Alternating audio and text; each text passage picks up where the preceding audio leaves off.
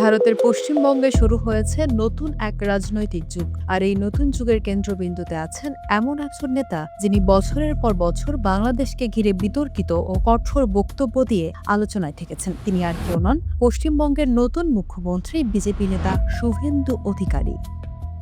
একসময় মমতা বন্দ্যোপাধ্যায়ের ঘনিষ্ঠ সহযোদ্ধা ছিলেন তিনি, কিন্তু সময়ের সঙ্গে সেই সম্পর্ক রূপ নেয় তীব্র রাজনৈতিক দ্বন্দ্বে। আর শেষ পর্যন্ত মমতার শক্ত ঘাঁটিতেই নিজের আধিপত্য প্রতিষ্ঠা করে পশ্চিমবঙ্গের রাজনীতির সবচেয়ে শক্তিশালী মুখ হয়ে ওঠেন শুভেন্দু। কিন্তু প্রশ্ন হলো, তার এই উত্থান কি শুধু ভারতের অভ্যন্তরীণ রাজনৈতিক ঘটনা, নাকি এর প্রভাব পড়তে পারে বাংলাদেশ ভারত সম্পর্কেও?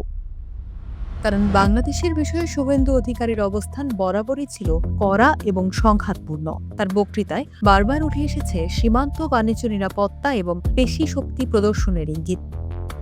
সনাতন জাগরণ জোটের মুখপাত্র চিন্ময় কৃষ্ণ দাসের মুক্তির দাবিতে ভারতের রাজনীতির মাঠ গরম করেছিলেন তিনি। চিন্ময়কে মুক্তি না দিলে সাময়িকভাবে পেট্রোপল স্থল বন্দর বন্ধ করে দেওয়ার হুমকি দিয়েছিলেন শুভেন্দু। পেট্রোপল সীমান্তে দাঁড়িয়ে হুঁশিয়ারি দিয়ে বলেছিলেন, আজ সিনেমার ট্রেলার দেখিয়ে গেলাম, দাবি না মানলে স্থল বন্দর দীর্ঘ সময়ের জন্য অচল করে দেওয়া হতে পারে। বাংলাদেশ ও ভারতের মধ্যে সবচেয়ে গুরুত্বপূর্ণ বাণিজ্য করিডোরগুলোর একটি এই সীমান্ত পথ। প্রতিদিন কোটি কোটি টাকার পণ্য যাতায়াত করে এখানে। ফলে এমন বক্তব্য স্বাভাবিকভাবেই উদ্বেগ তৈরি করে বাংলাদেশের ব্যবসায়ী ও কূটনৈতিক মহলে। তবে সবচেয়ে বেশি বিতর্ক তৈরি হয়েছে তার সামরিক ভাষ্য নিয়ে। এক বক্তব্যে শুভেন্দু দাবি করেছিলেন, হাসিমারা বিমান ঘাঁটি রাফাল যুদ্ধ বিমানের শুধু গর্জনই যথেষ্ট। আরেক বক্তব্যে তিনি বলেছিলেন, সেনা পাঠানোর প্রয়োজন নেই, কয়েকটি ড্রোনই যথেষ্ট। ভারত কত বড় সামরিক শক্তির হওয়ার এটা রাশিয়া জানে, আমেরিকা জানে, চীন জানে।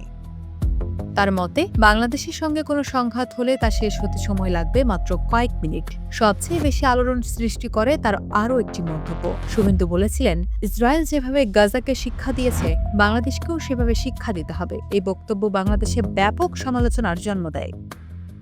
শুভেন্দু অধিকারী শুধু সামরিক বা সীমান্ত প্রসঙ্গেই থেমে থাকেননি। বাংলাদেশের জুলাই অভ্যুত্থানের পর গঠিত অন্তর্বর্তীকালীন সরকারকেও তিনি বিভিন্ন সময় অবৈধ বলে মন্তব্য করেছেন। তিনি দাবি করেছিলেন, ভারত ও আমেরিকা চাইলে বাংলাদেশের সরকার পরিবর্তন সম্ভব। এমনকি শেখ হাসিনাকেই বৈধ প্রধানমন্ত্রী হিসেবে তুলে ধরার পক্ষেও অবস্থান নেন তিনি। এসব বক্তব্য নিছক রাজনৈতিক ভাষণ, নাকি এর পেছনে রয়েছে বৃহত্তর কোনো কৌশলগত বার্তা? সেই প্রশ্ন এখন রয়ে গেছে। কারণ পশ্চিমবঙ্গ শুধু ভারতের একটি রাজ্য নয়, বাংলাদেশের সঙ্গে ভাষা, সংস্কৃতি, বাণিজ্য, নদী এবং সীমান্ত সব দিক থেকে এই রাজ্যের সম্পর্ক গভীরভাবে জড়িত। তাই পশ্চিমবঙ্গের রাজনৈতিক পরিবর্তন কখনোই শুধু কলকাতার ভেতরে সীমাবদ্ধ থাকে না, তার প্রভাব ছড়িয়ে পড়ে পুরো অঞ্চলে। এখন প্রশ্ন একটাই, শুভেন্দু অধিকারের উত্থান কি বাংলাদেশ ভারত সম্পর্কে নতুন উত্তেজনা তৈরি করবে, নাকি শেষ পর্যন্ত কূটনীতিই রাজনৈতিক বক্তব্যকে নিয়ন্ত্রণ করবে? একদিকে জাতীয়তাবাদী রাজনীতি, অন্যদিকে আঞ্চলিক স্থিতিশীলতার প্রয়োজন। এই দুইয়ের মাঝখানে দাঁড়িয়ে আছে বাংলাদেশ। সময়ই বলে দেবে, শুভেন্দু অধিকারীর এই উত্থান শুধু রাজনৈতিক শব্দঝড় ছিল, নাকি সত্যি এটি দক্ষিণ এশিয়ার ভূ রাজনীতিতে নতুন এক অস্থিরতার সূচনা।